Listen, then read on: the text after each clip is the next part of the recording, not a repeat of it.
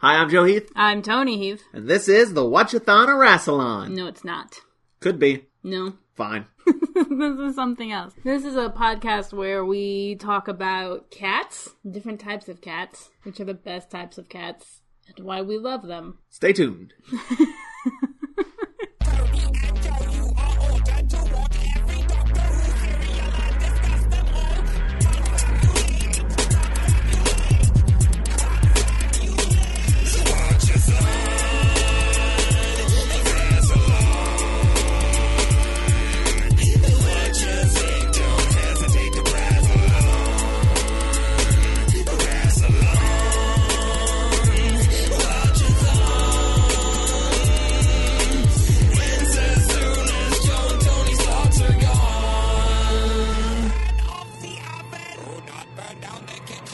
Today we're going to be talking about the third serial of the 7th season of Doctor Who, The Ambassadors of Death. Of Death. Stop being dramatic. That's how it is in the episode. Yeah, the title pops up. It's like, The Ambassadors of Death. There's like a loud noise. And then there's an explosion and a guitar solo. And those bits are lies. The Doctor just comes out with his electric guitar.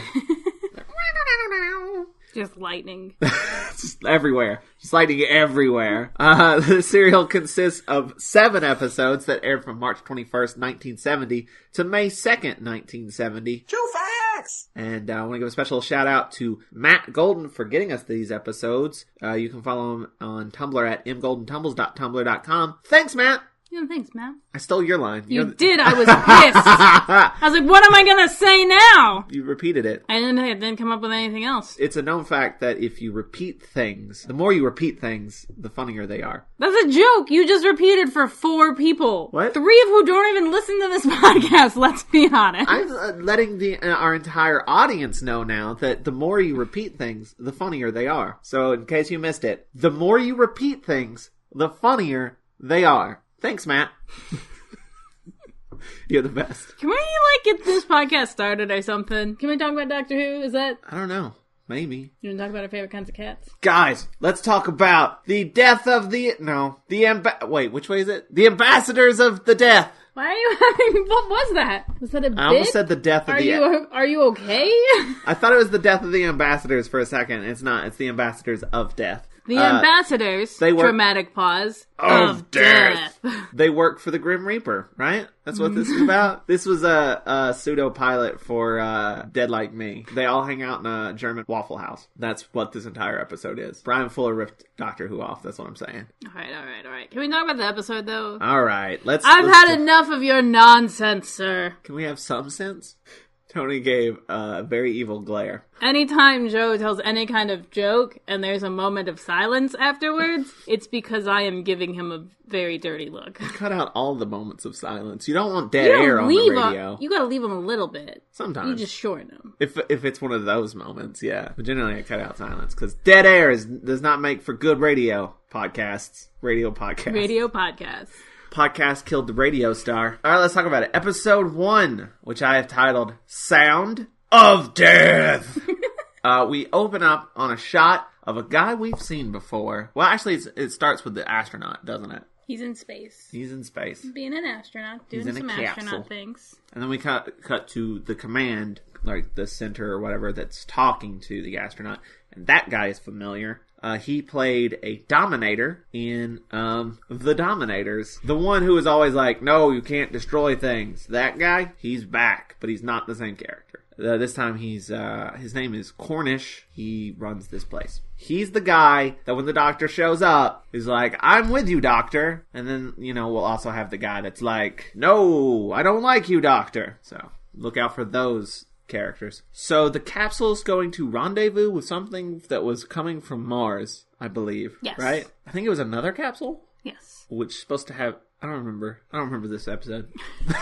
More stuff in it. And guys, this is a teaser. This is our first ever teaser. You're I don't know. You're having such a strong emotion about it. I don't know. I think it's the only time. I don't think the next serial has teasers or anything. It's just this serial. Just the serial? Yeah, they're talking about stuff, and then they're like, something took off from Mars, and then boom, title, Ambassadors of Earth. And we have that for every episode of the serial, except for the future episodes. It's not new material. It's always a recap of the cliffhanger. Yeah, that's where your recap goes right before the title. I like that. I wish they'd do that more often. I think it's effective. A news program fills us in on what's happening, and I don't remember what it is. I feel weird about the news program because it's not like you're seeing a TV. The news anchor is like a character in the serial, and so you're just seeing him recording his bit right into the camera. Yeah, but he's looking at you, and I don't like it. It makes me feel very uncomfortable. Every time I'm like, will you please stop looking at me? Someone tell this fictional character he is not supposed to be making eye contact with me. Also, the way he talks is incredibly boring, so I have no idea what he said. I know he's like getting across vital information, but I'm just like... I'm sorry, this sounds like news. Exactly. You have no idea what is actually happening. Behind him is a giant view screen. I guess the capsule has cameras that's relaying their image to Earth. But it's a big old blue screen. It's what is known as... Oh, Jesus. A blue screen. God damn it. I'm sorry. Were you expecting color separation overlay? How did you think that sounded? Sexy. That is, in fact, what you were going for. Hey, ladies, color separation overlay. Yeah. That's your sexy voice. That's how I got you, right? That's, when you imagine someone speaking sexily, that's exactly how you imagine it. Yeah. Hey, do you want to do the sexy stuff? That is a sneak peek into our lives. Just saying, that's the stuff Toni likes. Alright. I'm sorry to air this publicly. We're done here. I know you wanted to keep this secret, but the public needs to know. I'm officially declaring this bit over. I'm putting an end to this bit. Fair enough. Fair enough. Yeah, it's color separation overlay. Fuck, man. Can you go on? Are you okay? Did I get you too worked up? Oh my god. For the love of God, what happens next in this fucking serial? We cut to what we thought for a second was the interior of the TARDIS, and we all got excited. But it's not. Did. I was like, why does the doctor's TARDIS look like somebody's grandma's house? Which, to be fair, it's a lab. It's a lab. Well, so why does this lab look like somebody's grandma's house? So the doctor's taken the TARDIS console out of the TARDIS and moved it to this grandmother's lab. There's like a little round window. I swear. It's like stained glass or something? Stained glass, yeah. There's like doilies. I might have imagined the doilies, but I feel like they were there. It's like this, I can't remember if it's blue or green. Do we just think it looks like somebody's grandma's house because it looks like a house from the 70s? It could be that. Isn't that what's happening here? It might be what's happening. Why did he take the TARDIS console out of the TARDIS? I mean, I know it's because they don't have the TARDIS set yet. So he's working on the TARDIS console, and then there's an incredibly awesome, adorable scene where him and Liz Shaw both time travel. Yes. Like 5 seconds into the future. Just a little bit. Just a little bit of time travel. Like, hey guys, remember when that used to happen? Yeah. She jumps forward. She just goes boop and disappears. And the doctor's like, oh no, I gotta fix it. And then he disappears. And then she reappears. And then he reappears. I was like, what happened? You disappeared. And he's like, no, you disappeared. Which is the great thing about this too is that Liz Shaw is still very skeptical about everything. She's still Liz Shaw. So when the doctor's like, you just time traveled, Liz is like, okay. And he's like, no, really, think about it. Liz is like, I don't know. I don't know about this. But also, when has he been wrong? So technically, Liz Shaw is 5 seconds younger than she ought to be. Yes, she is. Because I think this might be the only time she time travels. Oh, really? Maybe. I think we lose her pretty soon. How soon is it? It might be the end of the season. I'm not certain. Wow. But, she never got traveled in the TARDIS. Yeah. So how is she a companion? She just is a companion. But she counts. Does it? Yeah, I don't know. So does that mean you count Sarah Kingdom? Some people do. I know some people do. I don't know. I could see how people wanting her to count as a companion. The Brig as a companion? Yeah, obviously. Does he ever travel in the TARDIS? I don't think traveling in the TARDIS is important. I think just being his friend is Well, I mean, he makes friends every serial. I don't know what the qualification is. I feel like, for me, you have to be in it for more than one serial. That's fair. Sarah Kingdom was only in one serial. I was going to say, that leaves out Sarah Kingdom. I love Sarah Kingdom, but I don't know if she counts as a companion. But also, I'm not going to, fair, she was in a fucking long ass serial. I'm not going to argue with anybody about it. If someone says, well, I feel like Sarah Kingdom ought to be a companion, and here are my reasons why, I'll be like, that sounds fair. I mean, I think she was in more episodes than Katarina was, so... Yeah. Possibly. I could be wrong about that, but I don't know. If you're only in one serial, then I feel like you're a side character for that serial. So, would you count what's his name, Adam? Yes, I have feelings about Adam. We'll get there. We'll get there. In about, 18 years? No, it probably won't be 18. Who knows? Doctor Who knows. That's dumb. Forget I said that. Let's just pretend that didn't happen. Meanwhile, the capsule's about to dock with this other capsule from Mars. And we have the greatest docking music ever created. All of the music in this serial is fantastic. None of it's fitting, but it's great. It feels like what they were very much trying to do was imitate the music and stuff from 2001: A Space Odyssey, but not well. Like they were doing it with stock music. Because it's very reminiscent of 2001, but just thoroughly inappropriate. Instead of classical music, it's like very 70s music. There's something it's like pseudo-classical. All music is very bouncy. Even in tense moments, the music is very bouncy. Although sometimes in comical moments, they'll play very tense music. I don't know who scored this, but I love them. It does not fit, but it somehow works. Yeah, you watch it and you're like, that's right. That feels good. Something about the fact that it doesn't fit feels good. It's like jazz. I don't know what that means. Jazz, is music that isn't music, but feels right. I mean, jazz is definitely music. It's noise that's like music. No. Certain types of jazz. Not all jazz. It's still music. You can't say that it's not music. Technically, it's music. Okay. Shows jazz opinions. I'm not even saying I dislike jazz. The way you're talking about it, it's weird that I like jazz. Seeing as how it sucks so much. Exactly. No, it sucks in a way that works. I don't... It's off and not right, but it works. You know? I'm frustrated in that I agree with what you're saying, but object to how you're saying it. Because you seem to be saying it works despite of itself. In spite? No, I mean, it works because that's what it's doing. Yes. Yeah. But it's purposely doing that. It sounds like what you're saying is, it's kind of weird how jazz doesn't suck. I don't know. Well, I mean, it's very purposely sort of not doing typical musical things. You know what I mean? Let's stop talking about jazz, since obviously neither one of us knows shit about jazz. And maybe let's talk about Doctor Who, which we know a little bit about. Alright, we'll save that for our La La Land podcast. The Watch-A-Thon of La La Land. So the thing does... jazz for 10 minutes! The thing... Name one jazz musician. John Coltrane. Do you know that from La La Land? Miles Davis. No, I know because I work at a Barnes & Noble Music. John Legend's in La La Land, but I don't actually know if he does jazz. You've got to start talking about Doctor Who.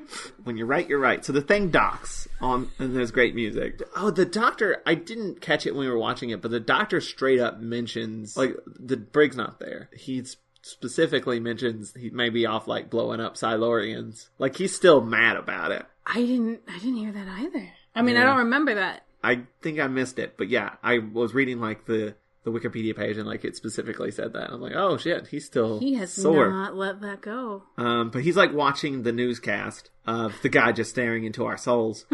This brings him a drink, and he does not drink it at all. And I thought it was funny because he holds it for a while and then just hands it back to her. Which tips the scale in the who cut the Doctor's sandwiches into little star shapes. It's starting to look like it was Liz. We will solve this mystery by the end of the season. And then so that the capsule is they've docked, and they're opening to the other capsule. It's trying to convey that he's in space, so he's moving slow. But it's just, they did not film it in slow-mo. They've, like, made it slow-mo in post, which just means it's choppy. It's probably playing at, like, 15. Yeah, because, like, it doesn't have a higher frame rate, which is what you need for, like, legit slow-mo. And this effect does not work. Just saying. But he opens the thing, and then he screams, and there's a loud sound. The control base hears the sound, and the doctor knows that sound, he says. He's heard it. He doesn't remember it. I guess he still has that memory thing. Yeah, he's not great at regenerations. They always leave him a little bit scrambled. Yeah. Well, also he said, like, I think he implied that the Time Lords fucked with his memory. Yeah. I don't know. But he's like, I know that sound, but I can't remember it. So he's going to go and check it out at the base. Or at the command center. I'm just going to call it a base because that's what It's a base. It's a base. Space base. So the news reporter starts interviewing a guy that I want to talk about for a second. His name is Taltalion. He has a tremendous beard and a ridiculous accent. Which we have decided is French. Yes. Right? Right. I feel like it was touchy at the beginning. It could have been Russian or it could have been French. At the beginning, we could not place it. And I think as it went on, I was like, that is definitely a person attempting to do a French accent. Maybe it's a guy doing a legit French accent. Oh, yeah, we never looked it up. We were watching it, we couldn't decide. We're like, this accent's all over the place. I don't know what it's supposed to be. And I was like, I swear we're going to look it up, and it's going to be like, oh, yeah, that's just played by a French guy. And we're going to be like, whoa, wow. We don't know shit. But we didn't look it up. Maybe he's supposed to be Italian. His name was Taltalion. That was definitely not someone trying to do an Italian accent. He is pretty tall, too, so maybe that's just a nickname. He's the tall Italian. He's the tall Italian. No, I'm pretty sure he's trying to do a French accent. Don't remember what he says. I just wanted to comment on his accent. They no longer have communications with the astronaut in the capsule. They worry he may be dead, but he might not be dead. He could be fine. He could be fine. We don't know. So, but then the doctor shows up, and he comes up out of I don't know, like a shaft or something. I don't know what it is. He's like climbing up a ladder or something. And he's yelling down like, no, I don't have a pass. Why? Because I don't give a shit. I'm the doctor. Then he twirls his cape. So then the sound plays again. And the doctor's like, I want to decode that sound. And then they're like, why do we know it's a message? He's like, because I'm the doctor. And then we hear it again. And he's like, that is not the same sound. That is a different sound. That is a reply. But it's even coming from a different place. And they're like, yeah, it is coming from a different place. How'd you know? And he's like, I'm the doctor. I know shit. Also, it's in the script. They're like trying to figure out what to do about the capsule up in space. And it's like going to take 10 days to send another capsule. Yeah. And they don't want to do that.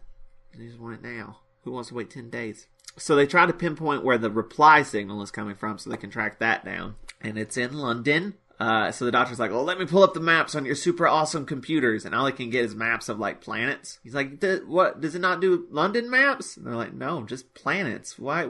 He's like, stupid fucking computers. Yeah, Free is still very skeptical of computers. He shares that with 2. Although 3 uses them more often. That's true. He has to.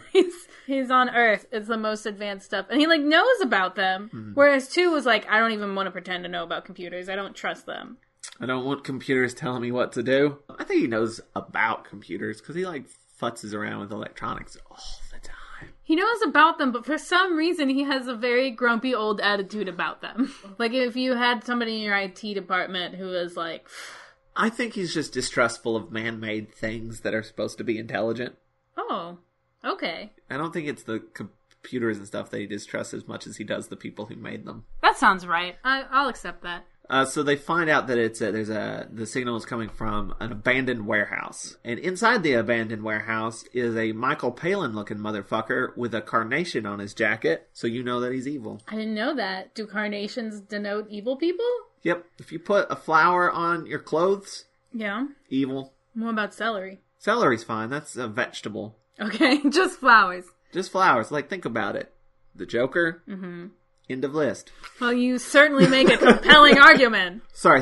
The Joker and the guy from this episode. Right. Can you think of anybody else who wears flowers on their clothes? Like, consistently? People going to prom? Evil. All kids who have ever gone to prom are evil? Yeah. Specifically guys. Well, girls wear them on their wrist. Oh, do they? I don't know. I never went to prom. Is that not evil? It's no. only evil if it's pinned to your jacket. Yeah, exactly. It has to be, like, above your in weddings. Breast. Does dudes have... They had them in our wedding. Did I? Yeah. I don't even remember. I was too busy getting married. Weddings don't count. Okay. Unless it's a movie and there's the one guy with like an arched eyebrow who's going to disrupt the wedding. That guy counts. He's got a very distinct jawline and blonde hair. Listen, I feel like... Or dark black hair. One of the two. I'm not on board with this theory. No, it checks out. All right. So the unit is coming, and he sends out one of his lackeys to go check it out. And he's like, don't kill anyone unless you have to. And then he just pulls out a gun. And starts killing everybody. Like, he pulls it out right in front of him, too. Like, he just said don't kill anyone unless you have to, and you pull out a gun. And then a shootout happens, and it's great. Yeah, it is, like, coordinated, and people are flipping around and falling on things and firing weapons, and... It's well choreographed. Yes! Whoever did this episode, I don't even know who directed it, but whoever did, like, the stunts and the choreography, kudos. It's good. It's really good. Yeah, there's a lot of fight scenes and shootouts and different things, and the action is really good. Well done. Yeah. Well filmed. Everything. The rest of the episode could have stood to have more shootouts and things. I get bored in action scenes. I found out, like, this serial was a holdover. It was supposed to be a 2 serial. That makes sense. And apparently there was problems getting it converted to a 3. Like, they had the guy rewrite it to be a 3, and he had difficulty with it, and they're like, kept trying to rewrite it, and then they had to get, like, other people to rewrite it. And it had to be 7 episodes, and it was a whole big deal. So there was some behind-the-scenes trouble that I think shows a little bit. Not that this is a bad serial necessarily, but it is a bit... It could be tighter. Yeah, a bit rough. So the one guy, the guy with the gun... Okay, there's this guy behind... Okay, let me just set the scene here. There's the guy with the gun. The brig is there, and he gets in that guy's crosshairs. So the guy with the gun has his gun on the brig. There's a guy behind the guy with the gun about to hit him in the head with a thing. And the brig's like, now! Which calls his attention to it. Yes. Terrible plan. Bad plan, Brig. So the guy gets out of the way and runs off. But then stops and then gives himself up to the brig. Because the brig pulls a gun on him and he like just stops and puts his hands up and then comes down to be arrested. And I'm not 100% certain why. Was there a reason for that? I think it's implied that, like, they have more guns than he has, but, like... Or is he wanting to be captured for specific reasons? Does he want to infiltrate? No, because he doesn't. Does he not? I don't remember. But the bad guy, the guy with the carnation, jumps out of a window after fiddling with this thing, and then the brig comes in, and then a bomb goes off right in his face. Right in his face. He's fine. He's a brig. And so the doctor's like, I need a computer to help me figure out this code. Cornish pulls up this screen. Tautalian appears on it. He's like, I'm going to send you the doctor. He's going to help you out. He wants to decode this thing. You're going to show him the computers and let your stuff. And Tautalian's like, okay. And then the screen goes away, but it's color separation overlay. The picture does not go down with the screen. It just stays put while the screen goes down. Which is not how that would work if it was a real screen. It's close. Close enough. They did good. They tried. So he goes to the Tautalian's office, and he immediately pulls a gun on the doctor and Liz. And that is the cliffhanger. And we're like, whoa.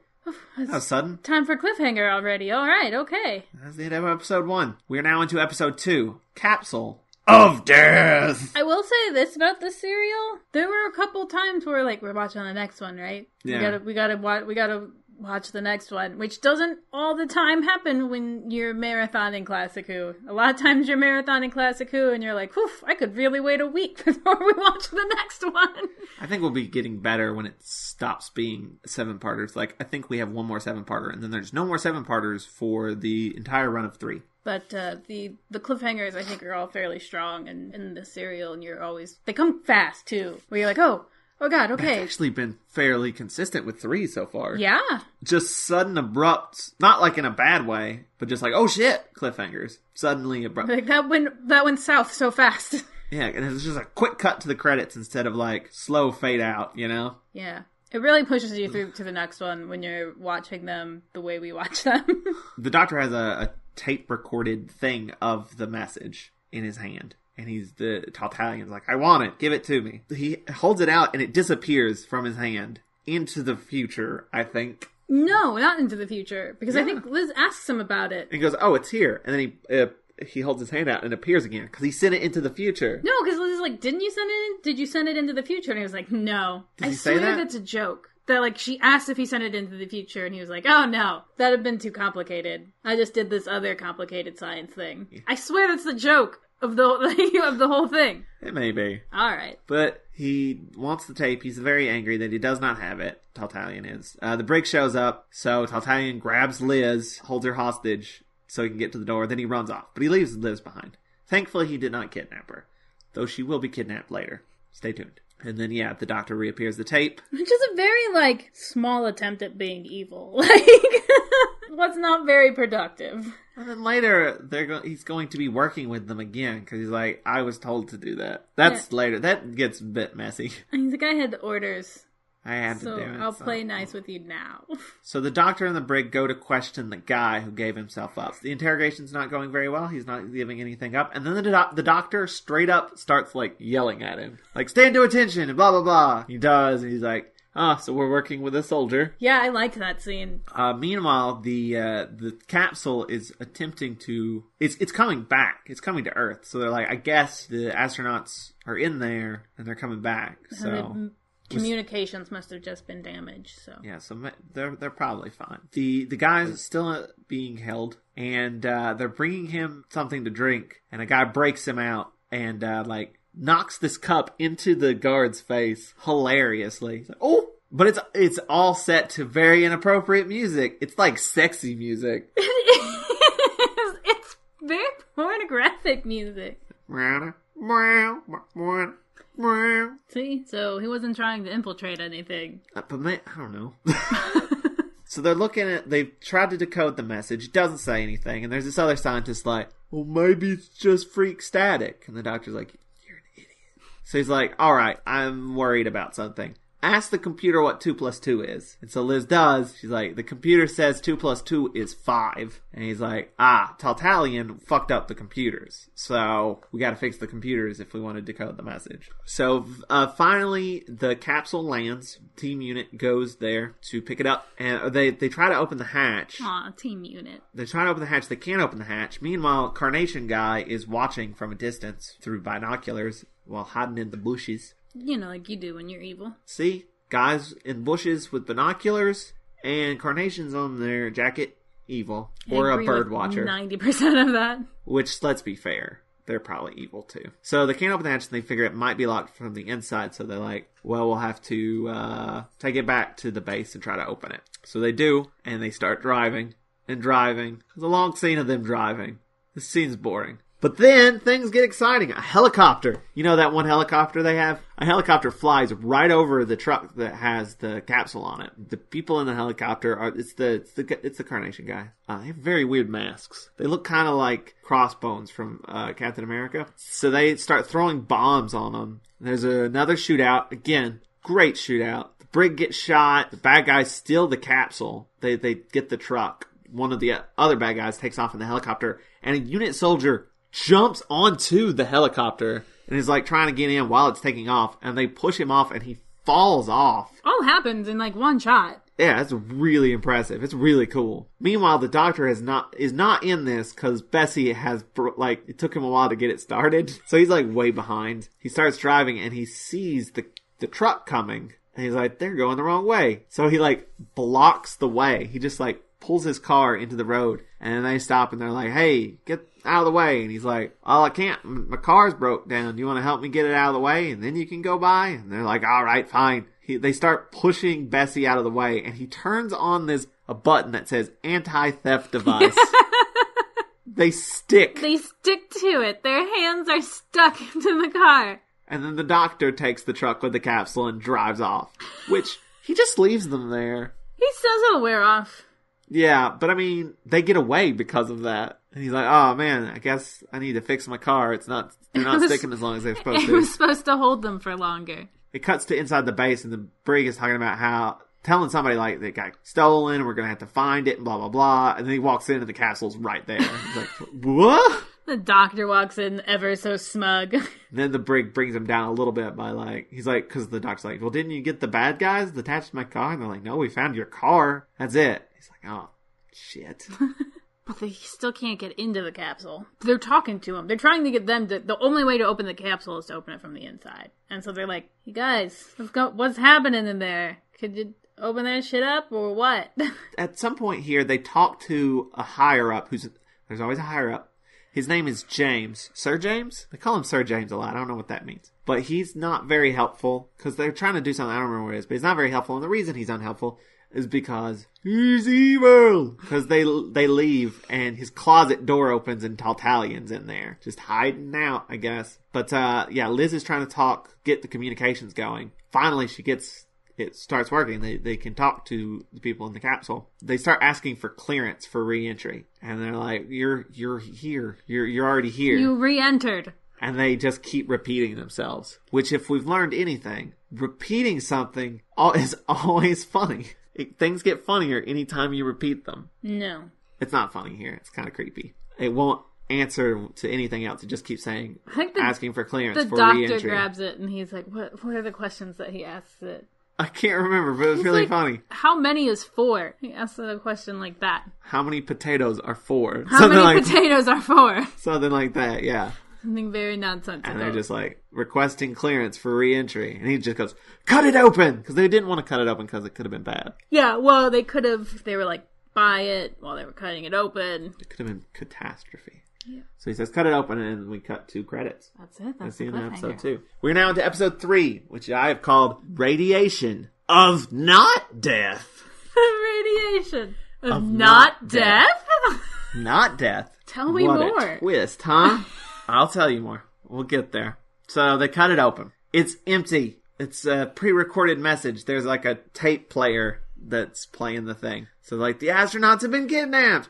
Oh no! And inside the capsule, it's radioactive. So he can't go in there. You know what? What? I think he did want to be captured because he is there and he's kidnapped. He's taken the astronauts. He has taken the astronauts, but that's not when they did it. Yeah. Oh, it is. But he didn't get caught all the way back then to do that. Maybe he did.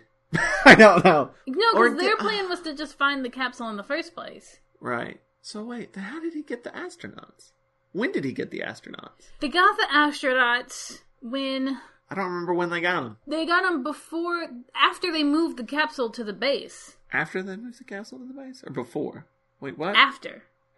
Because there are people at the base who are evil. Tartalion and Sir James. So they just got them out of the capsule when it was sitting there before the brig and everybody got back. Alright, so that happened. Is this where Liz gets a costume change? I feel like she has 4 of them in this serial. He has them in a special room, and they are not dead. He's like, but they're really radiant. They should be dead. The Carnation guy's like, he's there. Yeah, and he says, increase the radiation. Because they love it. They just love it.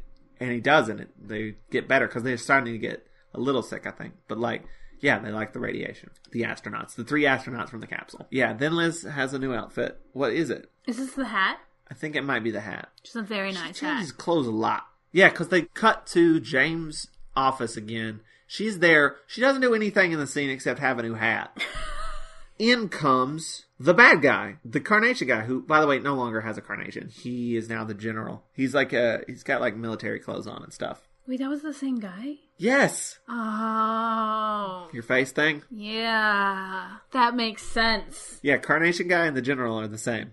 Gotcha. I'm following. I'm on the same page. And he's like, yeah, I'm the bad guy, but we had to do it. But he explains why he was bad. UNIT was left out of the loop because UNIT is international and they wanted to keep it local. Yes, and here's the thing. They know that they think the radiation is contagious. Radiation that can be, transmitted like a disease. So it doesn't understand why they tried to steal the capsule from them, even though they wanted. It's going to wind up in the same place. What was the purpose of trying to steal it? They didn't want UNIT to know what was going on, because if UNIT knows, then UNIT has to inform all these other people. UNIT has to inform other countries.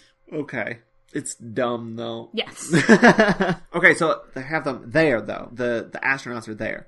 So the doctor's like, I want to see them. And they go, but they can't see them because they are currently being kidnapped by the John Cleese-looking motherfucker. Yes. They're going to be taken somewhere else. The general guy is behind this, but he's pretending like he's not. Right, they've been kidnapped a second time just so that it can be like, oh, we don't know where they are. Yeah. But they know. Some scientists are shot, and they steal it. The doctor arrives too late. Liz notices, like, holy shit, they had a lot of radiation. That's not good. And then a very confusing scene happened that took me a little bit to figure out. But the John Cleese guy puts 2 guys in the back with the astronauts and says keep an eye on them. They don't really want to go back there, but they do anyway. And then he drives out to like a coal thing. What was it? I genuinely don't know. It was like some the big coal thing sounds right. thing. There's just big machinery and lots of rocks and shit. The John Cleese guy puts on like a big old radiation suit, opens the back, pulls out those 2 guys he put in there who are now dead, way dead, and buries them in this quarry. He just like kicks rocks on top of them. There's like a big pile of rocks, so he climbs up to the top of the pile and just kicks it till it like avalanches down. I don't know why, but I thought that looked fun. And they're in the back of a van. Or they're in a van. Yeah, to be honest, I don't know why that scene happened at all, except to be like, radiation kills you. In case anyone here was unaware or forgot, radiation makes you super dead, and also these guys are evil. Yeah. So he drives off and he presses a button and the plates on the van change. They flip over and the van changes. Yeah, like there's a big like, I forget what it is, but it's like some, brand, some name of a company, and it switches out to like something else, like Silcock or something. Yes. I remembered because it said cock, just gonna be honest. So we find out that the astronauts that are super radioactive are not the astronauts. They've been switched out. The astronauts are actually still in orbit. The spacesuited people that we thought were the astronauts aren't actually human, which makes sense. And I don't know why I didn't figure that out earlier. Oh, you did not? I did not. So they want to send up another capsule. Unit does and the base wants to send up another capsule to save the astronauts because they're still up there. Those are not the astronauts. Sir James says no, but Cornish says he's going to hold a press conference in order to make Sir James look like an asshole, and so he will have to. You're going to abandon those astronauts? That's not going to look good. I think that he says, well, this is what I'm going to do, and he's like, well, don't do that. Well, hey, no. Like, that's his objection. He's like, well, if you do that, I'll look bad. And Cornish is like, that is not going to stop me. That is actually kind of the whole plan. Meanwhile, there's a scientist that's keeping an eye on the aliens for the bad guys. He's not actually a bad guy. He's not a great guy. He could be better. He becomes better. He learns. He grows. He's like, he decreases the radiation because he doesn't know that they like radiation. And one of them collapses, so he goes in to check on him and gets attacked by one of the other ones, starts chasing him, but then it passes out before it can hurt him. So he puts it back in the thing, and then he gets a call, and it's like, they need more radiation. That's the trick. And he's like, oh, well, thanks for telling me now, you assholes. Almost died. So they get more radiation, and they start getting better. So the capsule, meanwhile, they've been working on the capsule that they have, and the radiation is starting to fade, and they're like, we might be able to use that to go rescue the astronauts, since it's going to take like 10 days to get another one ready. This one's already ready. And the brig finds out about the dead bodies in the quarry because he did not bury them deep enough, I guess. The brig tells Liz to come meet him there, but it's not really the brig. No, she gets a call to come meet the brig there, and then like a little bit later, the brig walks in and it's like, hey, where's Liz? And you're like, oh no! It's a trap! And then we get a car chase where someone's chasing Liz in Bessie, as Liz is driving Bessie. The car chase started off okay, then it got a little boring. But then she gets out of the car and starts running across this bridge. I don't even think it's a bridge. I think it's like a dam. Like, I don't think people aren't supposed to be on it. Like, that was more worrying than the car chase. I knew you in particular were, like, having a problem with it. Yeah, I have a problem with, like, heights and stuff like that. So she shoves a dude off the side of it. Yeah. And he, like, grabs on. And then they throw her over. Like, she flips over the side. Like, she literally flips over like, the side, and that's the cliffhanger. Yeah. What is it? What's it called? The handle... Guardrail? Guardrails. Thank you. I almost said handlebars. She flips over the... And, like, I remember thinking, like, is that her? Is that why she's wearing that really big hat? Because it's not her? It probably isn't her. It's probably a stunt double. That probably is why the hat. Either way, I'm very impressed. And then it cuts to credits. I'm like, oh, shit. And that's the end of episode 3. We're now into episode 4, which I've called Briefcase of Death. But do you see why it was of not death? Because radiation, the radiation wasn't killing him. It was... Yeah, I follow. It was radiation of life. But you couldn't say of life. Right, I had to say of or not else death. You would break your own protocol. There has to be an of and death. But now we are back to just of death. Briefcase of death. They just pull her up over the... Yeah, she's fine. But now they have successfully kidnapped Liz. Told you it was coming. My next note says, the general says, foreign combs. They've decided this was... A foreign attack? A foreign attack. Because they found combs that were foreign. And the doctor... I think actually the brig is like, okay, but anyone can buy, like, foreign products? They're like, look at these combs. They got French names on them. So the brig and the doctor are not convinced. Yeah, because they're trying to distract from the fact that they themselves did it. Yes. Twice now. And he just, like, really does not want the doctor translating the alien's message. Meanwhile, Taltalion is now back working with everyone. They've just put him back. And he's like, yeah. This is still what I was told. Yeah, he's like, sorry, but, you know, we were trying not to let you in on the thing, and so I was told to whatever. But the doctor comes in, so Taltalion is... He's talking to Cornish. Yeah, that's who he's talking to. And the doctor comes in, and he puts something in his back. Thank you for illustrating on me for the listeners at home. Well... Tony's put her fingers in my back. He made a great face, though. What is supposedly a gun in his back. And is like, hey, why'd you pull a gun on me? That was rude. Like, is kind of interrogating him a little bit. And he's like, hey, look, I don't even know what's really going on. I was just told to mess things up with you, so I did. And the doctor's like, all right, great. And, like, pulls what was behind his back, and it's just a comb. It's one of those foreign combs. Yeah. One of those foreign combs you got. But still, Taltalion thinks that the doctor's ideas about the message are dumb. He's like, it's not a message. Because he's still working for the bad guys. And then the doctor gets a phone call. Oh. He's like, oh, really? Oh, okay. And he's like, oh, that was a ransom call for Liz. I don't give a shit. No, I mean, okay, here's how this scene goes down. What it is he's like, yeah, I just got a ransom call for Liz. About time to get back to work. Listen, you're leaving out, like, the important part. They're like, they said if I don't stop working on this, that they're going to, you know, then I won't see Liz again. And then he's like, well, guess I better get back to work. And so I think somebody says... yeah, later, like, someone says, I think it might be Taltalion. Like, aren't you worried? And he's like... No, because nobody here should be ratting me out. Right. He's like... No one will know. No one will know that I'm working on it unless there's somebody here who will tell them. And like glares at Taltalion. I don't know. There's something about this scene. It's because it's not that he's like, oh, whatever. I'm not worried about Liz. No, he's playing a He is pissed. He's so mad. But none of that is there. The thing is that, like, the best thing to do to get Liz back is to keep doing what he's doing. I don't know. There's something to me in this scene where it's, like, very obviously that he is pissed. He is pissed a lot in this serial. Yeah. He's good at it, too. Yeah. Not dealing with people's shit. 3 gives no fucks. But Liz gets taken to the lab, the scientist place where they're keeping the aliens, and she immediately tries to escape by trying the door. The other scientist is like, yeah, they locked that. Which, by the way, she recognizes the scientist. Yeah, he's famous. He apparently disappeared, right? Something like that? I don't think so. I think they were aware of each other in scientist circles. I don't know if he disappeared or if it's just like, oh, this is what happened to you.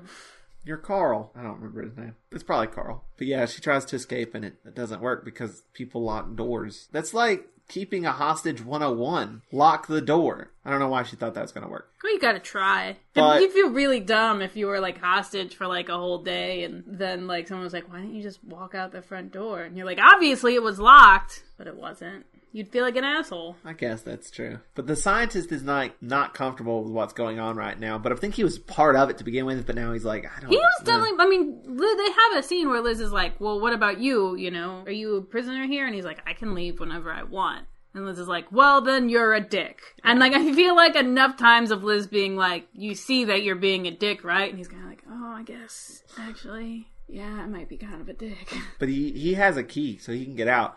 And he accidentally loses it on purpose. He, like, basically gives it to Liz. He sets it in front of her, and he basically says, I lost that. You should lock me inside with the aliens. Yeah. So that your escape is plausible. Like, you locked me in there and then you got out. But he doesn't say it like that. He says it in a way where he's being like, I'm going to leave my key here and I'm going to go inside with those aliens. I hope no one locks the door.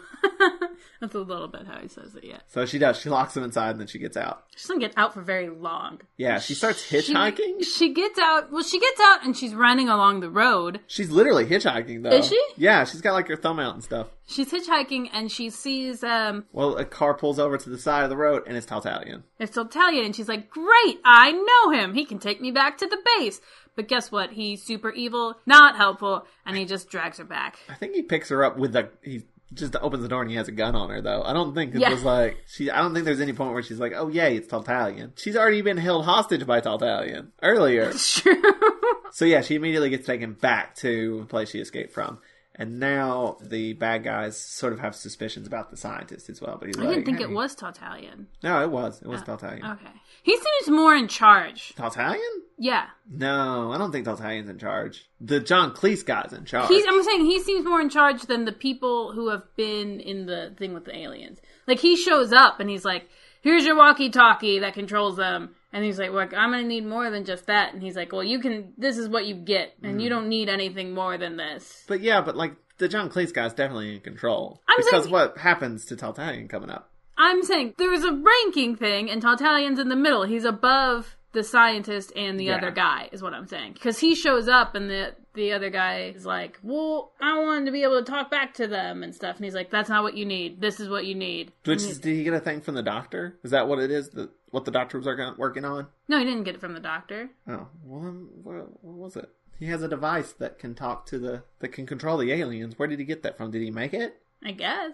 Because the doctor was trying to make one, and then he finds that, and he's like, oh, this is what I was trying to build. Oh, okay, yeah. But the John Cleese guy gives Taltalion a briefcase with a bomb in it. He's like, here, blow up the doctor. This is what that's for. There's a timer. Just leave it, and we'll get rid of this pesky doctor. But he also doesn't like Taltalion, because Taltalion has actually been kind of sloppy, because the doctor has suspicions about him and everything, so he just kind of wants to get rid of Taltalion. So he's like, basically, when you do the little thingy on the briefcase, and you like press the slide button. The things in. What are those things called? The little latchy bits. The latches. All right, when you slide the latches in, that'll set the timer. And then before he gives it to him, he slides them in and then gives it to him. He's like, so basically, like the next time it happens, that'll trigger it. Yeah, and it'll take 5 minutes for it to go off. They'll give you enough time to get out. But then Taltalion turns around to talk to somebody else, and he quickly resets it to just go off immediately. Mm-hmm. And then hands him the suitcase. They're trying to figure out who they're going to send up to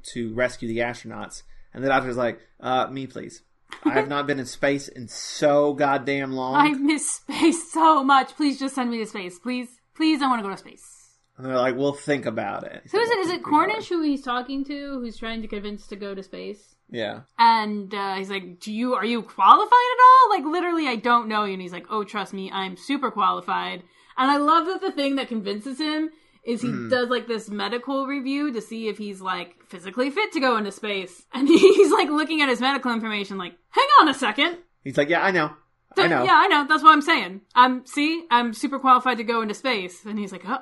Okay, I don't know. I like that they don't come out and say it. That he has two hearts? Yeah, that's like, oh, clearly by all this medical information, you're an alien. He's like, according to this, he's like, yeah, let's downplay it. I don't know. I really liked it. I think that happens in the next episode. At the beginning of it starts here, where he's like, we're going to do tests on you. But the idea of just that this guy being like, oh, you're an alien. Okay, cool, yeah, fly my rocket. Like, that's not enough. Like, if I was in a ship taken somewhere to another planet, and I was like, I'm an alien, I can fly ships. It's not necessarily true. I think the assumption is that he traveled here. So if he traveled here, he has some piloting skills. He's not. Come on, we've seen him fly the TARDIS. Joe does not trust the doctor to fly or pilot or drive anything. I don't trust the doctor in transportation. I just don't. That man has no license. Don't believe that man has ever been to medical school. Taltalion comes back, says he's going to rat out everyone. He knows everything that's going on. He's going to spill the beans. If I tell you everything, will you let me go? And the doctor's like, sure. And he's like, well, I got to go back to my car and get some evidence. Well, let me just set this briefcase here, and I'll be right back. And then he blows up. He like sets it. He's like ready to set the timer, and it just goes off immediately. He's like, "Oh fuck!" and then dies. That's the end, right? That's the cliffhanger? That's not the cliffhanger. No, because I remember thinking, oh, this is the cliffhanger, and then it kept going, and I was like, oh no. If a bomb going off and not knowing if it killed the doctor or not isn't the cliffhanger, what is the cliffhanger? Because it like cuts back, and like the room's all blown up, and he's just gone, and the doctor has like one little Band-Aid on his face. He does. But like, it's a bunch of people who's like cleaning up the explosion, trying to figure out what happened, and he is fine, which almost makes you be like, feel a little bad. Like, that was very ineffective. Bad plan. The doctor's fine, but he does find Taltalian's device, the thing that can control yes. the aliens. The thing Which he's been looking she said, that's what I'm looking for. The device, by the way, I think we said is like very basic. So you can tell the aliens stand, sit down, walk. You can give them commands. You can't communicate. I think there are it's like three they're talking buttons, to him. and one of the buttons is murder. I don't think it's like they're necessarily like controlling them. They're just saying, hey, do this. And there's the threat of cutting off their radiation. If you don't do this, yeah. We'll cut off your radiation. They're being blackmailed more than being controlled. Which, why don't they just go touch those fuckers and be like, which one of these buttons gives us radiation? I mean, I guess they are being kept in a room. So they're not actually bad, you guys. They just have death touch. They're like Rogue or something. The John Cleese guy finds out that the doctor's not dead. And he's like on the phone being told this. And he literally says like, the doctor must have 9 lives. More than that, buddy. Way more than that. If you only knew. It's like 4 or 5 more than that. At least. So, but he sends out the aliens to storm the unit base. And they are immune to bullets. Because everything's immune to bullets. But yet, that doesn't stop unit from shooting. In Doctor Who, you can basically assume that a gun isn't going to work. Because Doctor Who, not a big fan, I don't think. But you always have unit that's gonna be like, oh, we should try shooting at it, though. But the alien, there's like a big, one of those, what are they called? The things that come down. Oh. Gate, I guess. First of all, is that the sound it makes? It's a gate. There's a security guard at the gate. He's like yelling at it to go away. And like the alien grabs the gate and it shocks the guy. Which is just conveyed by a big red blob on the screen. Like pixely, like with a loud crack noise. And a big red overlay. And like the alien just goes in and starts shocking the shit out of everyone. Meanwhile, the doctor calls up James. And James, by the way, at this point is like, we should just tell the truth. We should just say what we're doing. And the bad guy's like, no, we shouldn't. The general. But James is like ready to tell the doctor everything. He's like, all right, I'll tell you everything. Just come here. And the doctor's because he's like, I'm getting in the capsule and going. And he's like, how can I tell... How can I stop you? Yeah. He's like, you can tell me the truth. If there's a good reason for me not to go, then I won't. And he's like, well, come here and I'll tell you. And then he hangs up, and then the alien shocks the shit out of James. Kills him. And then he goes over to his safe, busts open his safe, and takes something. And then the doctor comes in, cannot see the alien because it's hiding in plain sight. It's behind a door. And he just goes over to Sir James like, oh shit, what's wrong? And then the alien comes behind him and like reaches out for the doctor. The doctor does not see him coming. And that is the end of episode 4. It's not as strong as a cliffhanger. It's not as strong. As the explosion. There's an alien with the death touch reaching out for the doctor. That's true. It's scary. That's the end of episode 4. We're now into episode 5.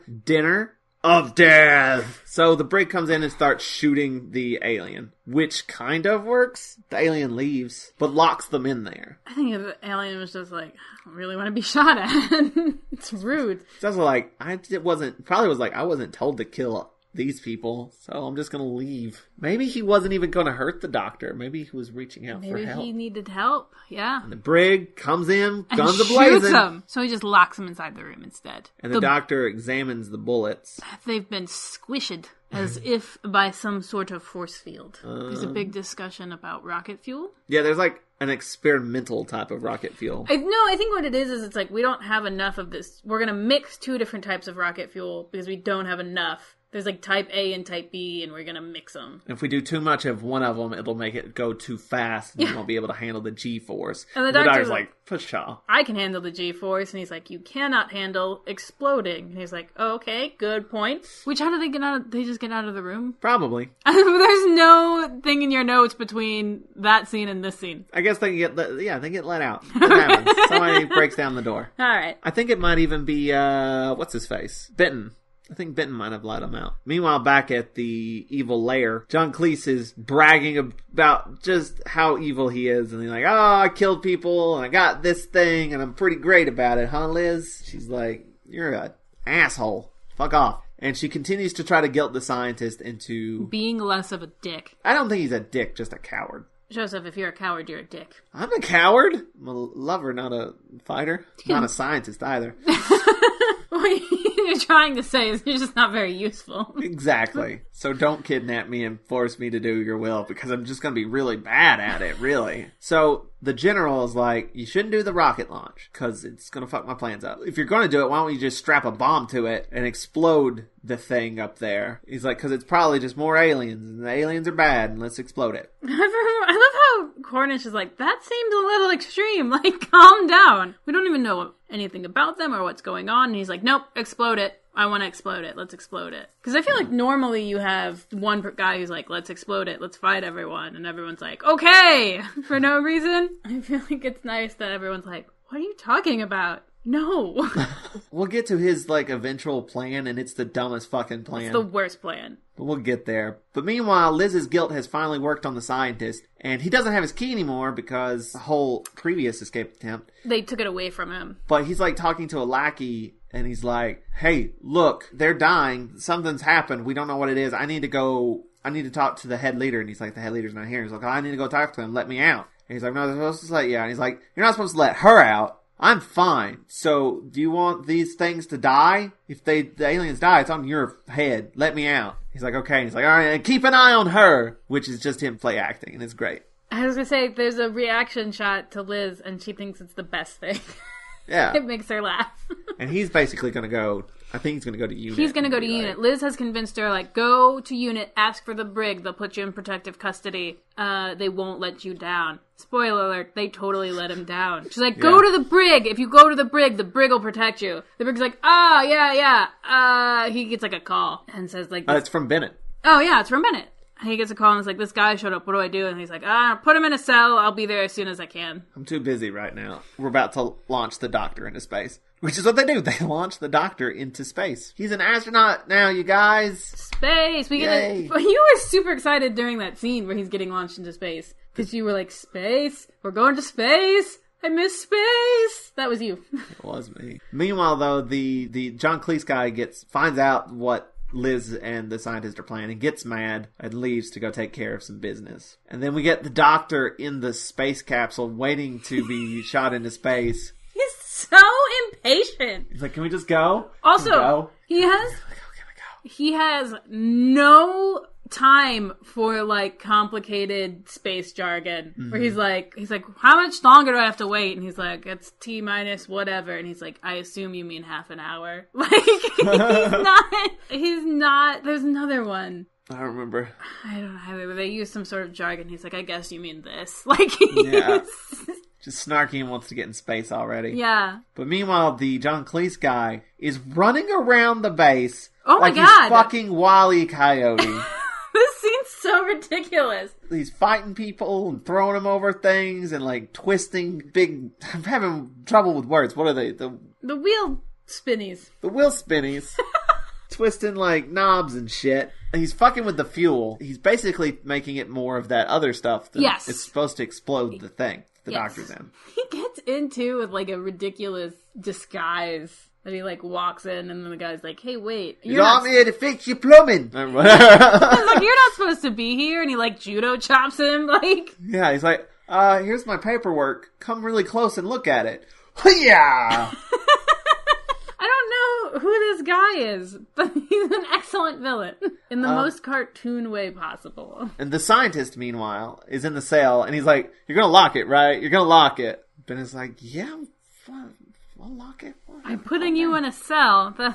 And then someone brings him some dinner, and he opens it up, and it's got an isotope in it, so he's dead. Liz Shaw's like, no, you gotta trust Unit's the best. They'll totally protect you. Don't worry about it. I think it was the general who did it, though. Yeah, that's true. It wasn't exactly fair. They were outranked. They're about to lift off with the Doctor, and then Brig finds the leak, and, like, rushes back. And he's like, stop it! And they're like, it's too late. And the capsule takes off with the doctor in it, and then the doctor's face goes all wobbly. He's like, was that straight up acting?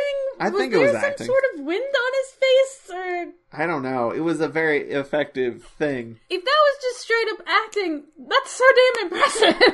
I don't know what he was doing. It was funny, and I liked it. So there's too much of that other fuel. It might shoot him into the sun, and they're like, we can't control it from here. You have to do it manually to fix this problem. But there's too much G-force. But he's trying to like fight against it to get it corrected, and he has to wind up jettisoning the Jetsons, George Jetson, the Flintstones. He tries. Stop staring at me. It's not helping. He has to jettison something or other, and that'll like slow it down.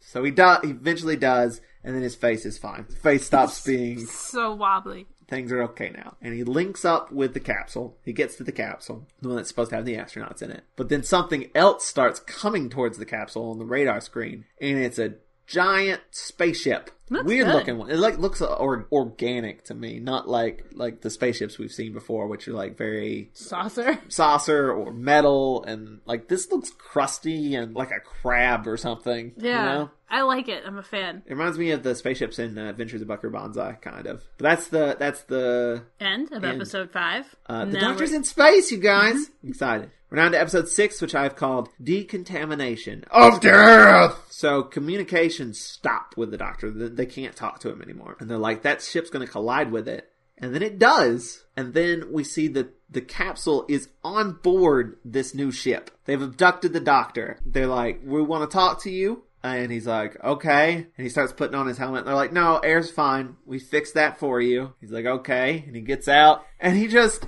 steps out and then like slowly drops down. Slowly descends. As in, he's on a separate layer, and that layer just gets moved down. Like, right. He doesn't exactly float down it. Yeah, he's a completely separate element. Yeah. He's like that screen from the beginning of this serial. And then he walks off into this light at the end of a tunnel, because it's like a big birth canal looking thing. The Doctor is birthed, and he walks into this room, and guess who's there? The astronauts! The astronauts, and they're so... Did I guess right? What? Did I guess right? No. Oh. Yeah, you did. I didn't guess. I saw the episode. I'm sorry I cheated. They're so delightful. They're in this, like, weird alien room, and there's this box. It's not that weird, though. It's actually the waiting room that the Doctor and the Brig were in the last episode. It's very similar. It's different colors, but it's the same room. What? Yep. Right before the Doctor takes off, him and the Brig have a moment, and the Doctor's like, this is kind of a shitty, like, view for, like, your last moments on Earth before leaving Earth. Remember? Yeah. It's the same room. It's the same room? It's the same room. I'm, like, 95% certain. But there's this, like, screen, and it's just showing, like, static and making weird sounds, but they're all acting like they're watching a football game. You assume it's football. It's probably not football. Oh, you know what? You're right. Cricket? I mean, it's probably football. Football. Soccer. It's a sport. A sport is occurring, and they are watching it, and like, oh, no, yeah. Like, your team's losing, and etc.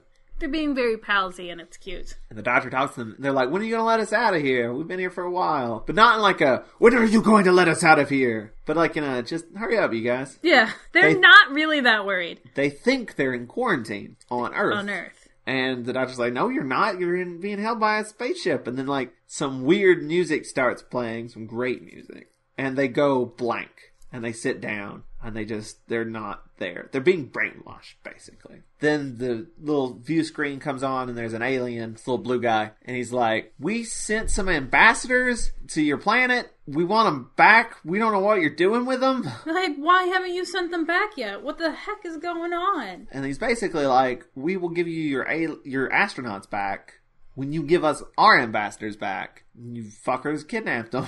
The Doctor's like, it wasn't us. I'll take care of it. Send me back. That's basically what happens. Yeah, basically, if you just give me some time, I can resolve everything without... Because they're like, if we don't get them back, we're just going to destroy the planet. The Doctor gets back in his castle, and he starts heading back to Earth, and communications are restored. Calls in and is like, don't worry, I'm going to take care of things. I don't have the astronauts, but they're safe. But he doesn't say anything else. He doesn't let them in on what's happening. because the general's there and he doesn't want to tip his hat. Because nobody trusts the general because he's sketchy and he's evil. And then we have this scene where we see the aliens, because we saw the alien on the screen, but it was like kind of blurry and hard to see because it was like pixelated and stuff. Mm-hmm. On purpose, not like it was a bad thing. But then Liz is going in to check on the aliens in their cell, and one of them takes their mask off, and we see it for the first time. It's frightening. It's not even like the makeup's that frightening or whatever. It's the way this scene is edited. Yes.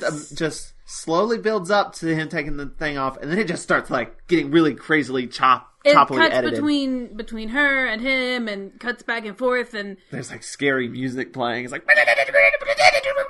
it's like terrifying. Yeah, like exactly like that. You're just like, I'm pretty sure I audibly reacted with, oh shit! Yes, you did. Because it was terrifying. Anyway, they're blue. Which, this is the first time that Liz really has confirmation that they are, in fact, aliens and not just astronauts.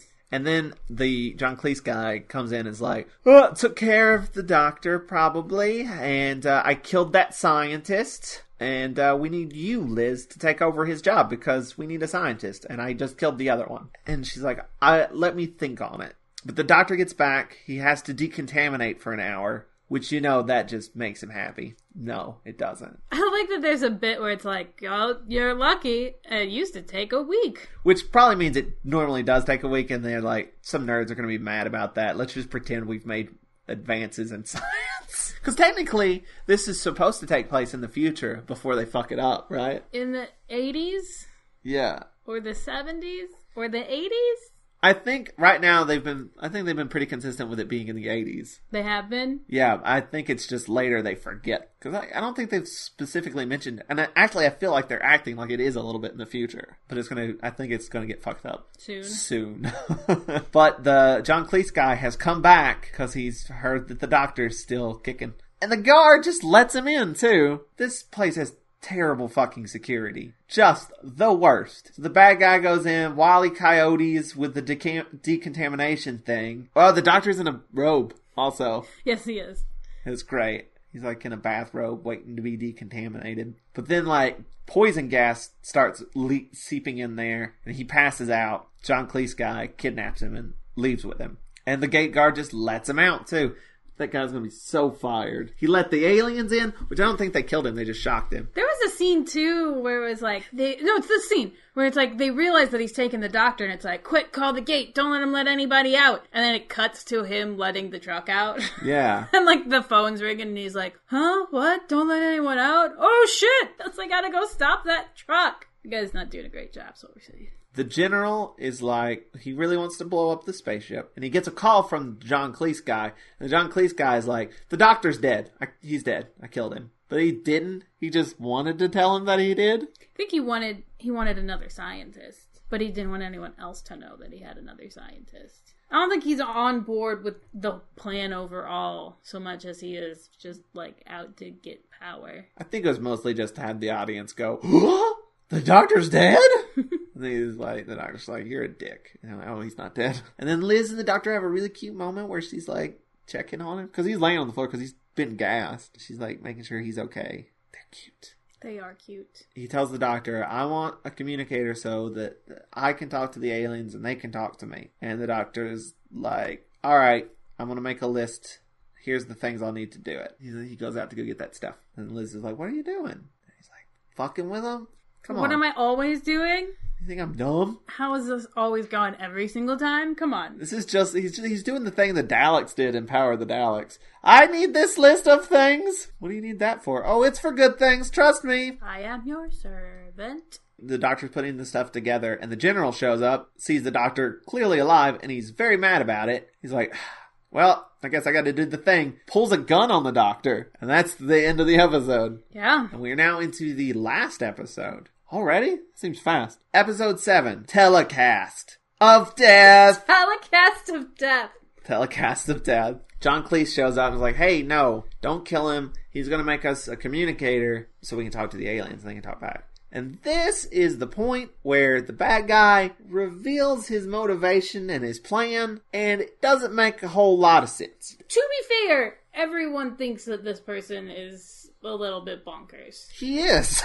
He went to Mars. The general did. He met these aliens on Mars. They killed his friend accidentally because they didn't know they had like radioactive touch. One of the astronauts touched one of the Martians, and it was like, oh, when you touch a Martian, you die. These Martians, I guess. Yes. Why did they make it Mars? I guess because it's close. But also the Ice Warriors are already from there. What's our second group of Martians? Well, it's the Silurians. Silurians? Silurians live here, and so do we. That's true. That's fair. That's a similar situation. It's a whole dang planet. There's room. So, the aliens killed the general's friend, the other astronaut, accidentally. He thinks it's on purpose, but it was accidentally. But the general's plan is to use... Okay, so he kidnaps these aliens. He's using them to kill people to get the public to hate them so that the public will be like, we should kill the aliens, and then they can kill the aliens. This is the worst fucking plan I've ever heard. Yeah. This doesn't make a lick of sense. You're killing your own people to make these aliens look bad so that you can kill the aliens when you've kidnapped the aliens and you could just fucking kill the aliens. Right? I do think that there's one guy who just wants to like rob banks and shit. Oh, that's the John Cleese guy. Okay. I don't think he gives a damn about the plan. Right. He's just like, yeah, these things are super powerful. They're super weapons. Yeah, I'm going to use them to rob banks. I'm going to use them to, like, basically just get whatever I want. The general's the one who, like, has this plan. So I think a lot of the killing might have been done, like, without his knowledge, too. Like, there's a lot of stuff that's going down that, like, isn't part of this, like, let's make people hate the aliens plan. There's a lot of stuff that's going down that's just this one guy being like, these things are like fucking toys. It's still a terrible plan. It's still a terrible, sloppy plan. I'm just thinking a lot of the part that is sloppy is you have two different people with very different ideas of what the plan is. And they don't care about the other one. I also think it's terribly sloppy to reveal the bad guy's motivation in the last episode. And then when you get it, it's like, oh, that's dumb. This is really dumb. He doesn't make a whole lot of sense. I'm not a fan of it. But anyway, the doctor gets to work on the device. The general leaves with one of the aliens. Okay. Just one of them. There's 3 of them, by the way. We did say that. Did we say that? There's 3 of them? I don't think we did. There's been 3 of them this whole time, you guys. So the general leaves with one of them, but 2 of them stay behind in the cell. And he's taking it... To a TV station. To a TV station, yeah. To reveal that it is an alien and that it's evil and to tell the public that we need to kill some aliens. But meanwhile, John Cleese has taken the other 2 to steal isotopes, to power them up, basically.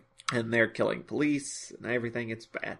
It's a whole heist situation. But the general's like, using this as like, see, they're stealing stuff and killing people. It's bad. And the Brig's like, there were humans there helping, though. We don't know that they're bad. They might be under their control. And he's like...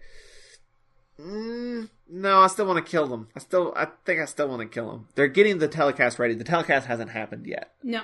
They're getting it all set up. The news anchor is a dick. Because they're trying to stop the telecast at some point. It's Cornish and the Brig. And they're like, look, don't you understand that, like, if he does this, like, you're going to basically start, like, an intergalactic war, and that's bad? And the news anchor's like, yeah, that sounds like it'll be excellent ratings, actually. So, like, it's just, he does not care. He's pretty terrible. Bad guy brings the aliens back, and the doctor's still futzing with the machine. It looks like him and Liz are playing battleships, but they're working on a machine. The doctor starts tapping out a code and is like, are the aliens reacting at all? And she's like, no, but he's not really sending it to the aliens. He's sending an SOS to UNIT. Which SOS... Joe learned something today. SOS stands for Save Our Souls. Did not know that. I don't know how I didn't know it. I like that they have a whole scene where it's like, nobody uses that code anymore. But the doctor does actually make a thing to talk to them, because... It's helpful. We want to talk to them. And the aliens are just like, why are you using us to kill? We don't like this. Please stop. It's kind of fucked up. It's really fucked up. Like, we came here to talk, we came here in peace to, like, talk about how our 2 planets could, like, get together, and we've been kidnapped and used to murder people. And the John Cleese guy's like, don't care. If you don't help me, I'm gonna let you die. So, tough. Tell him that. Tell him that, Doctor. But then the spaceship aliens call down to the brig and the general and all that and say basically what they told the Doctor, which is, give us our aliens back or we're going to fucking destroy you. And the general's like, see, they're going to destroy us. We gotta kill them. The brig comes in and is like, I've got news from the Doctor. He says that the aliens aren't bad. I'm gonna go save the Doctor and save those aliens too. And the general's like, no, you're not. No, no, no, no, no, no, no. Arrest him for helping these evil creatures. So the brig gets arrested. The brig escapes because he's the brig.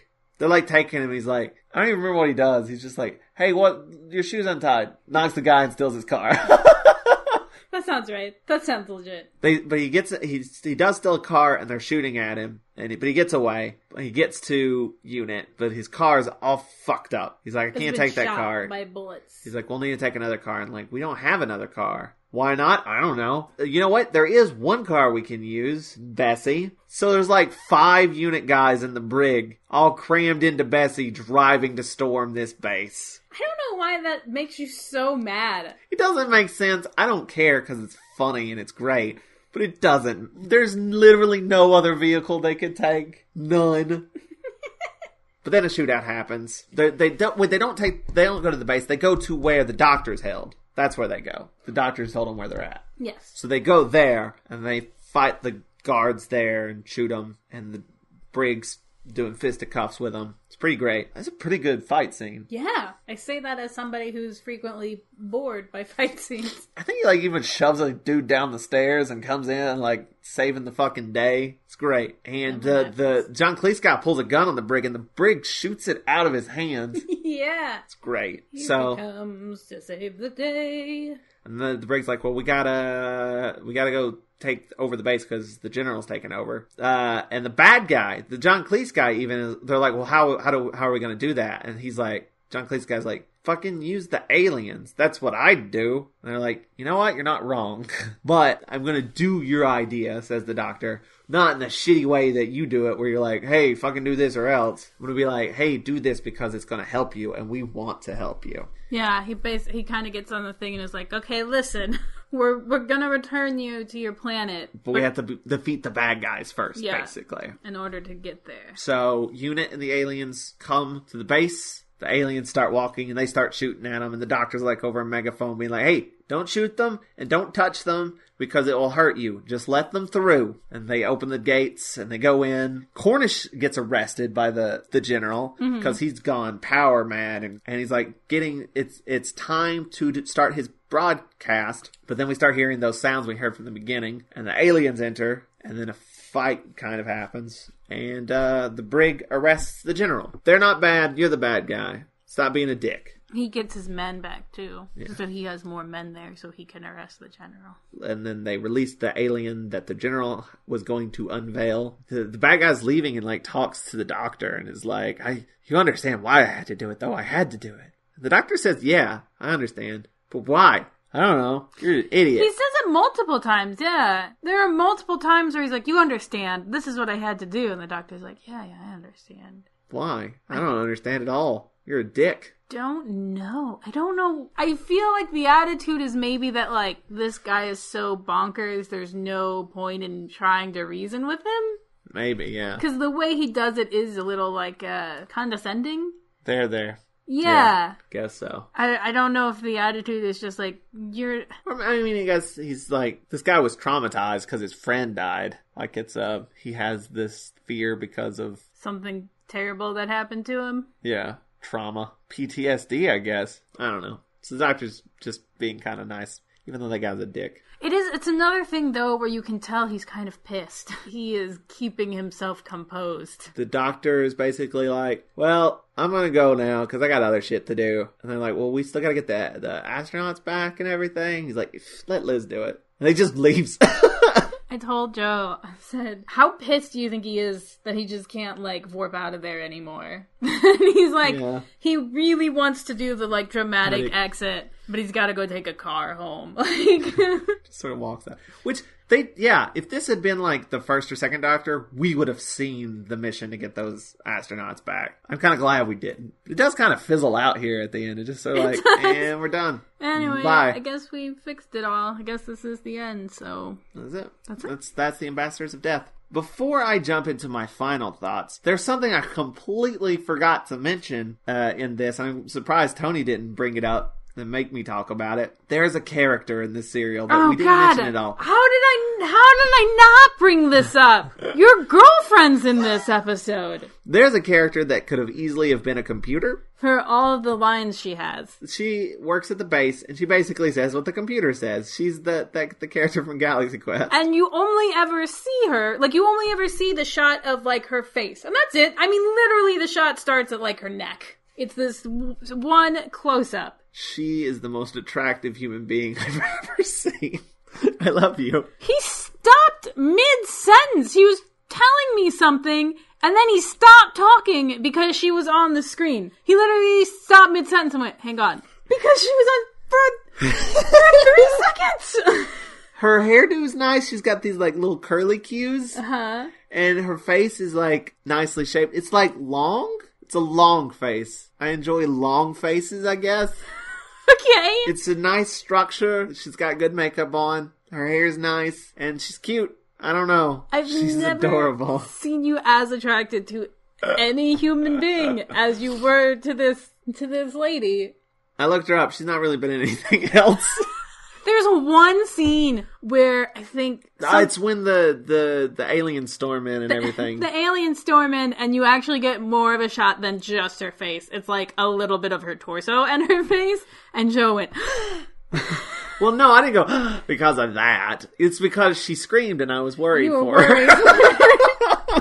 She's old now. Yeah, she might be dead now for all I know. Who knows? She hasn't made anything past like 78. It was bizarre. Your reaction to it was bizarre. I don't know. It was a very striking face. I've seen you be attracted to people before, and that's normal.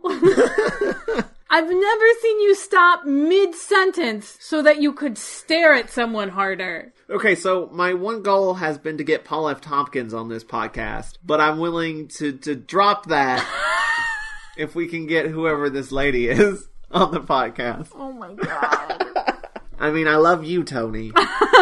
Right? But I don't know. You don't know. I feel like I might need to reevaluate some things. Dang, okay.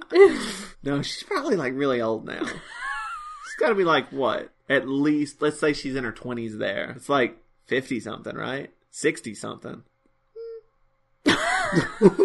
Anyway, let me tell you my thoughts on the serial. Final thoughts! All in all, it's not bad. The plot's a little messy. It's kind of just there a lot. Nothing terribly exciting happens except once per episode there's like an amazing action sequence. But the rest of it's just kind of there. The shootouts are great. The fights are great. The chases are great. The dude going around doing Wile E. Coyote shit is great. But everything else is just kind of... I do kind of like that the aliens weren't bad. They were being used. That's interesting. Like someone's using them as weapons. That's an interesting idea. I don't think it was very well... They didn't really do enough with it. But that's partially because you don't really get to see the aliens' side of it that often because you can't talk to them. I think it'd have been a little more interesting if we could have talked to the aliens a little bit longer. Or I feel like if stuff had happened earlier. Like if we'd been able to talk to the aliens earlier and see that they were not willing to do this. Or if we got the bad guy's motivation a little earlier, it might have been a little bit better. It seems very sloppy and weirdly laid out. Nobody in it does a bad job. Like everybody in it's pretty good, except I don't know what that guy's accent was. But the actors are good. The alien design was really nice. The spaceship was really cool. It was great to see the Doctor in space again, and it was really well shot. And the music was weird and great. There's a lot of great elements in it, but altogether it doesn't quite come together. But again, not bad. No, yeah, I think there's a lot of really great elements here that sort of fumble around and fail to be one cohesive whole. I'm really sort of digging the theme that we're going with of like the military kind of Briggs? I was trying to think of how to phrase that, but that's kind of how it's presented here, is that there's altogether too many people who are willing to just sort of show up and make quick judgments and be violent, and not enough people who are like, have we tried talking? Have we tried holding a hand out for a handshake and saying, hey, how can we help? Have we tried that yet? That seems like it's gonna be a pretty big theme. Which is interesting of like, hey, we're basically gonna put the doctor in the military and have him be very annoyed about it. That's an interesting route to go. Because there is like an ability to make him authoritarian, I guess. And like you're gonna be like, yeah, the Briggs is best friend, but instead you have this kind of push and pull between the two of them. Yeah, it's sort of like the doctor in the military having to do military stuff, but also him sort of pulling the military around to his viewpoints. Yeah. Sometimes, yeah. Where it's like, I just, want to do science and talk to people. The idea of, like, having these ambassadors, and it's just, like, the idea that, like, a couple dickheads from Earth could screw everything up was very frustrating to me to watch. Because it's like, oh, man, that one or two guys is, like, going to get the whole Earth exploded because they're so dumb. And that's too real. It's too real.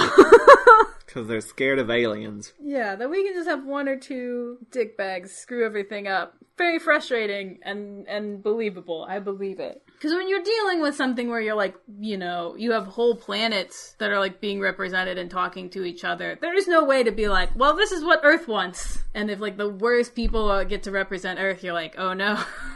Oh no, what do we do? I guess we get exploded. I'm trying to like individually point out the stuff that I really liked about this serial. Because Liz's outfits. Mm-hmm. Yeah. There's so much good stuff here. There's so much to like. But it's a little bit frustrating that it could have had more of a punch if it was, I don't know, reworked a little bit. Yeah, there's a lot of good elements, a lot of good pieces. Just not put together greatly, I guess. That's my thoughts. If you like this episode, you can check out more on Watch-A-Rassilon.com, and be sure to rate and comment on our iTunes. You can go to iTunes, search for the Watch-A-Thon of Rassilon. We are there. You leave a comment like, you guys are great, or whatever, or you guys, you make me laugh. And if you rate and comment, we will get higher up in the search results for like Doctor Who and all that stuff. So more people will listen to us. So please help us out there. If you'd like to help us out even more, you can go to Watch-A-Rassilon.com/support. And there you'll find a link to our Patreon page, which you can get to just by going to patreon.com/Watch-A-Thon. And there you can donate a monthly amount to get all kinds of rewards, like videos of us watching the episodes and me saying, oh shit, uncut video of the podcast records, and see Toni pointing and doing thumbs ups, and day early episodes, all kinds of cool stuff. So check it out. Also on our support page is a link to our Amazon wish list, where you can sponsor an episode of the podcast by purchasing the corresponding serial on DVD for us.